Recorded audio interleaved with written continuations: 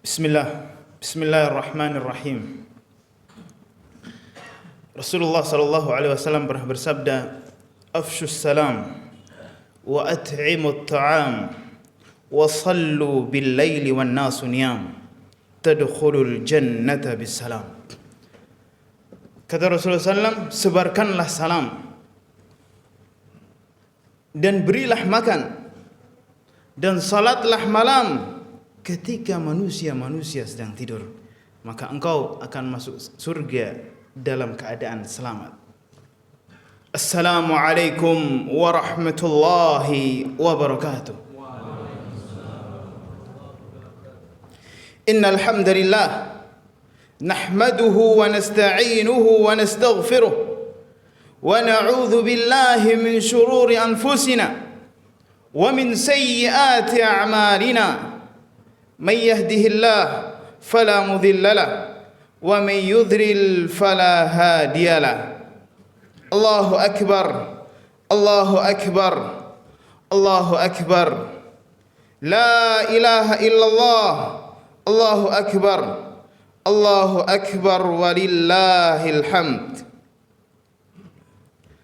فيا أيها الناس اتقوا الله حق تقاته، فقد قال الله تعالى في كتابه الكريم: إنا أعطيناك كالكوثر فصل لربك وانحر إن شانئك هو الأبتر. Jamaah rahmati Allah subhanahu wa ta'ala.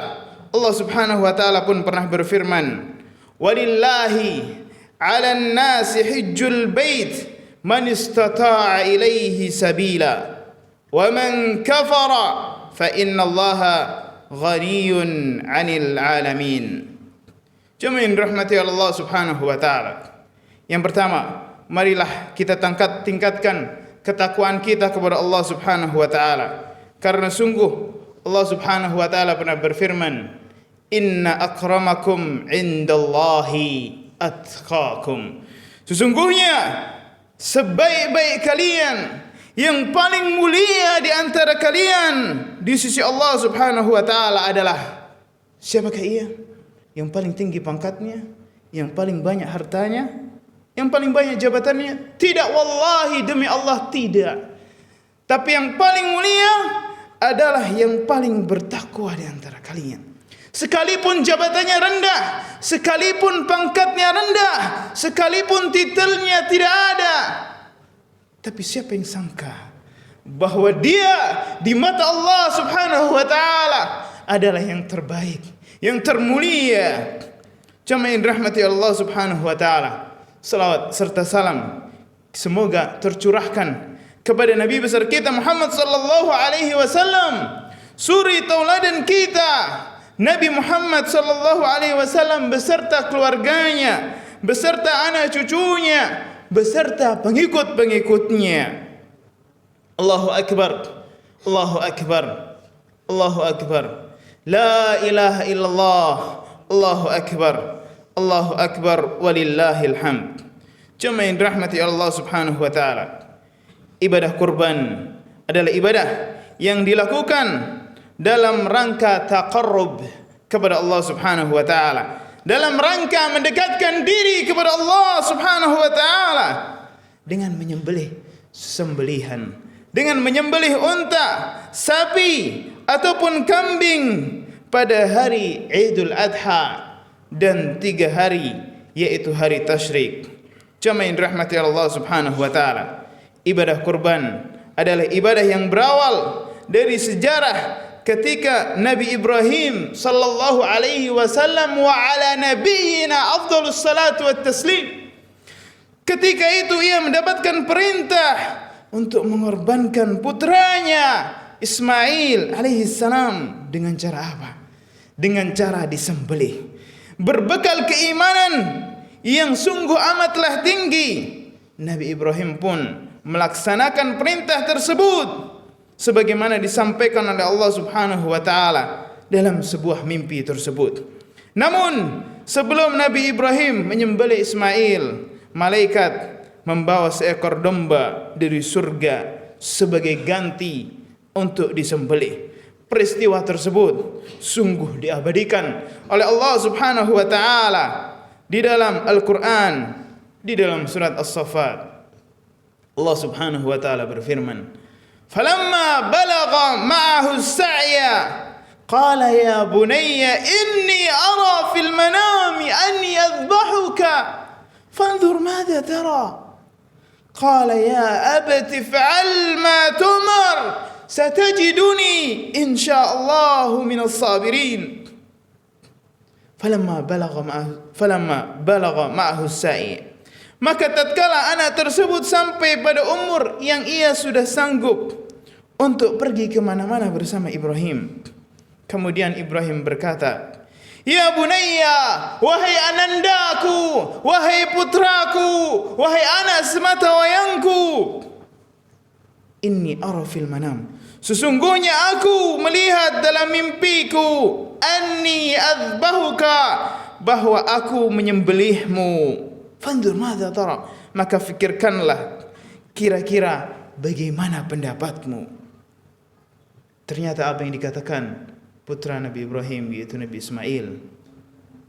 Qala ya abati, ia menjawab, "Ya abati, wahai ayahandaku, if'al ma tu'mar, lakukan sebagaimana engkau diperintahkan. Satajiduni insyaallah minas sabirin, engkau akan dapati aku termasuk di antara orang-orang yang sabar insyaallah." Maka jamaah yang dirahmati Allah Subhanahu wa taala, ada beberapa hikmah yang dapat diambil, yang dapat ditarik dari sebuah ibadah, yaitu ibadah kurban. Yang pertama adalah kurban adalah bentuk taqarrub kepada Allah Subhanahu wa taala, pendekatan diri kepada Allah Subhanahu wa taala. Kemudian yang selanjutnya adalah kurban dilakukan dalam rangka bersyukur kepada Allah Subhanahu wa taala dan dalam rangka menikmati kehidupan ini yang telah diberikan oleh Allah Subhanahu wa taala. Kemudian yang selanjutnya, kurban adalah bentuk berbagi dengan keluarga kita, dengan teman kita, dan juga orang-orang yang miskin. Jamaah yang dirahmati Allah Subhanahu wa taala. Kemudian kurban adalah untuk menguatkan persaudaraan kita dalam masyarakat muslim dan tolong menolong dengan sesama. Kemudian yang selanjutnya, kurban itu bisa menghapus dosa dan mendapatkan ganjaran yang sungguh amatlah besar.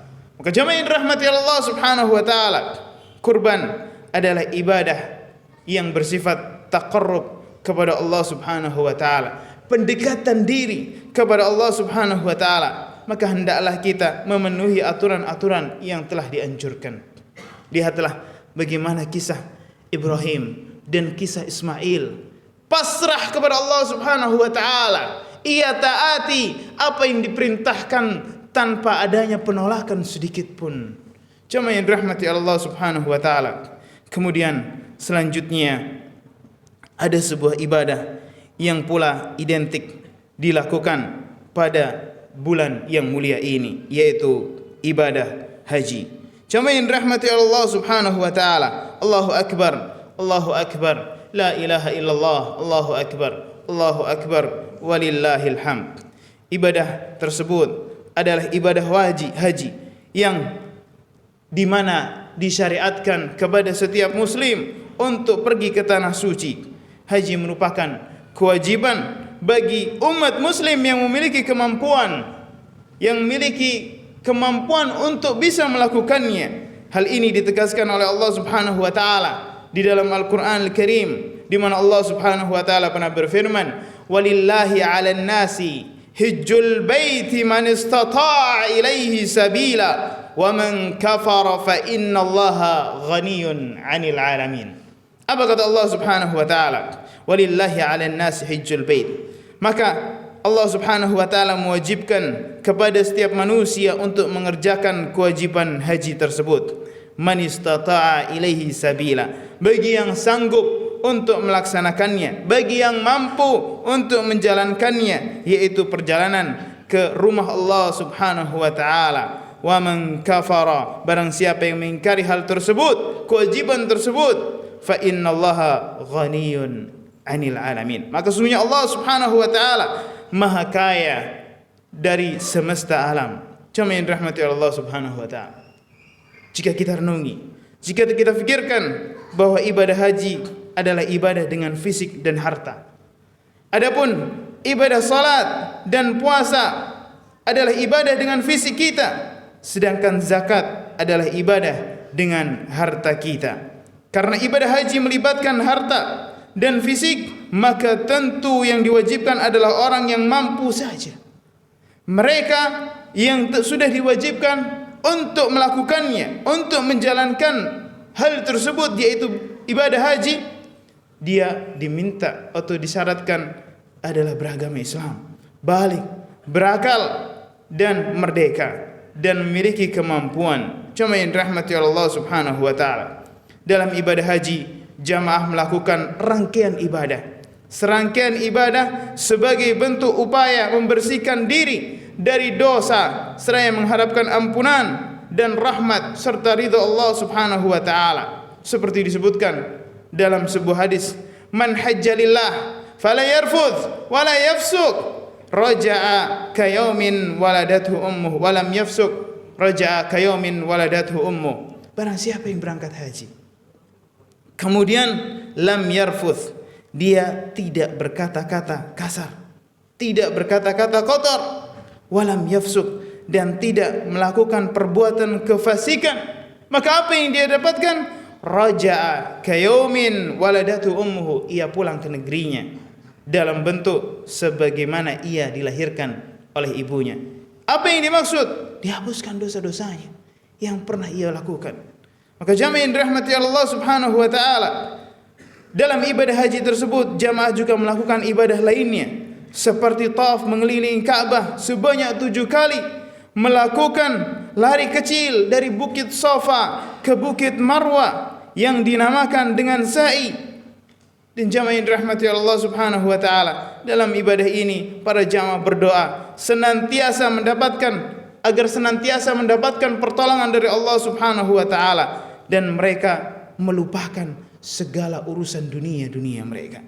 Allahu akbar, Allahu akbar, la ilaha illallah, Allahu akbar, walillahil hamd.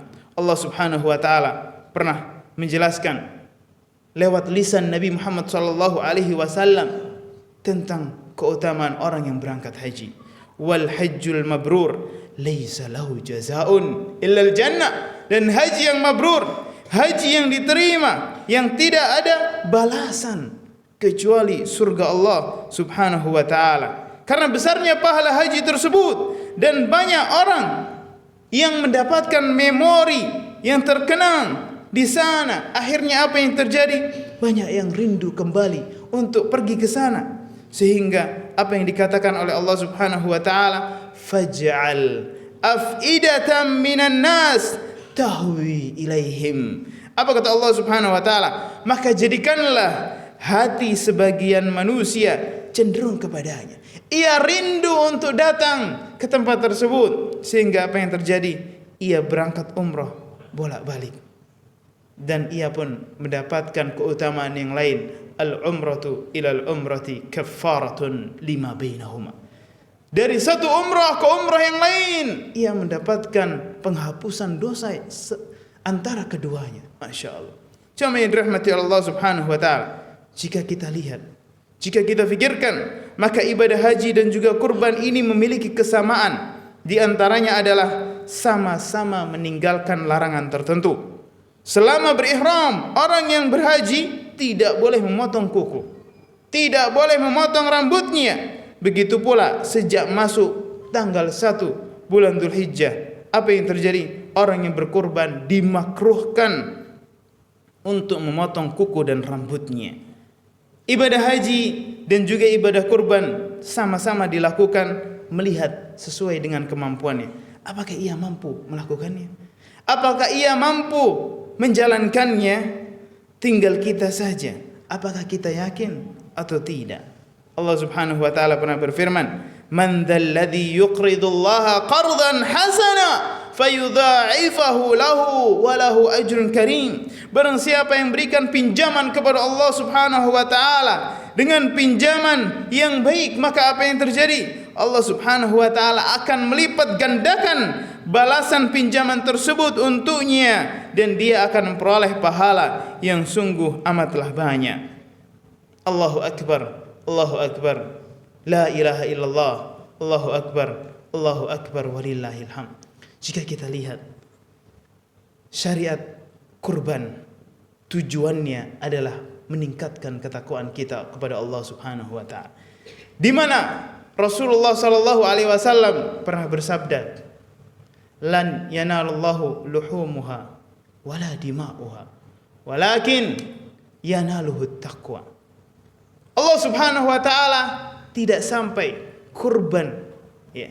Setiap seseorang yang berkurban tidak sampai kepada Allah Subhanahu wa taala. Apa itu? Dagingnya tidak akan sampai kepada Allah Subhanahu wa taala. Apa itu? Dima'uha, darahnya tidak akan sampai kepada Allah Subhanahu wa taala. Tapi apa yang akan sampai kepada Allah Subhanahu wa taala tidak lain dan tidak bukan adalah ketakwaan kita kepada Allah Subhanahu wa taala. Di mana kita menjalankan tentang syariat tersebut tanpa perlu bertanya-tanya untuk apa kita berkorban. Lihatlah sebagaimana kisah Nabiullah Ibrahim alaihi salam ketika ia diperintahkan untuk menyembelih Ismail, tidak pernah bertanya untuk apa hikmahnya. Tidak, demi Allah, mereka menjalankan sebagaimana yang diperintahkan. Maka jamaah yang dirahmati Allah Subhanahu wa taala, di hari yang istimewa ini, di hari yang diberkahi oleh Allah Subhanahu wa taala ini, marilah kita senantiasa bertobat, beristighfar terhadap dosa-dosa yang pernah kita lakukan, terhadap kekurangan-kekurangan yang pernah kita jalankan. Dan marilah kita memperbanyak salawat serta salam kepada Nabi besar kita Muhammad sallallahu alaihi wasallam, di mana beliau pernah bersabda, "Man shalla alayya wahidatan sallallahu biha asyra."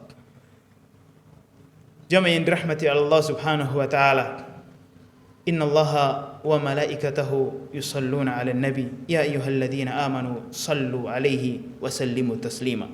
Allahumma salli ala Muhammad wa ala ali Muhammad كما صليت على إبراهيم وعلى آل إبراهيم إنك حميد مجيد وبارك على محمد وعلى آل محمد كما باركت على إبراهيم وعلى آل إبراهيم إنك حميد مجيد ورضى اللهم عن أربعة خلفاء الراشدين أبي بكر وعمر وعثمان وعلي وعنا معهم بمنك وكرمك يا أكرم الأكرمين. اللهم اغفر للمسلمين والمسلمات والمؤمنين والمؤمنات الأحياء منهم والأموات إنك سميع قريب مجيب الدعوات يا قاضي الحاجات.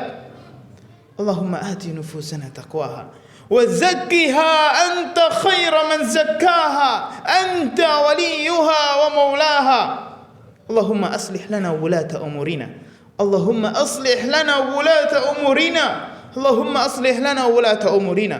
اللهم أعنا على ذكرك وشكرك وحسن عبادتك. اللهم إنك عفو تحب العفو فاعف عنا. ربنا هب لنا من أزواجنا وذرياتنا قرة أعين واجعلنا للمتقين إماما واجعلنا للمتقين إماما. ربنا لا تدع لنا ذنبا إلا غفرته ولا هما إلا فرجته ولا دينا إلا قضيته ولا حاجة من حوائج الدنيا والآخرة إلا قضيتها يا أرحم الراحمين يا مجيب السائلين يا سامع الدعاء. ربنا آتنا في الدنيا حسنة وفي الآخرة حسنة وقنا عذاب النار. الله أكبر، الله أكبر، لا إله إلا الله، الله أكبر، الله أكبر ولله الحمد. والسلام عليكم ورحمة الله وبركاته.